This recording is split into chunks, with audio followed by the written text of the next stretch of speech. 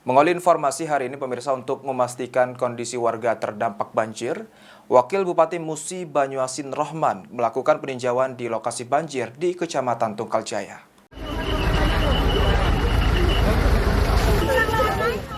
Banjir parah yang terjadi di Tungkal Jaya sudah banyak menyebabkan penderitaan warga Musi Banyuasin, khususnya di Tungkal Jaya, di mana banjir dari luapan Sungai Tungkal yang berada di Kecamatan Tungkal Jaya tersebut telah menggenangi puluhan rumah warga serta memutus arus lalu lintas Jalan Raya Lintas Timur Musi Banyuasin yang merupakan salah satu jalur utama yang menghubungkan Provinsi Sumsel dan wilayah sekitarnya.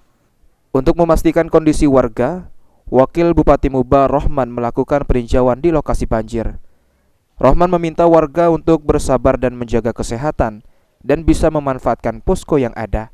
Himbauan kami kepada masyarakat supaya tetap jaga kesehatan. Optimis, ini hanya musibah kecil lah, boleh dikatakan. Insya Allah kalau kita sabar, ini kesehatan kita tidak terganggu. Harapan saya jaga kesehatan supaya tetap sehat. Terus masyarakat ini bisa menikmati juga posko kesehatan yang ada. Ruzi Iskandar, PAL TV.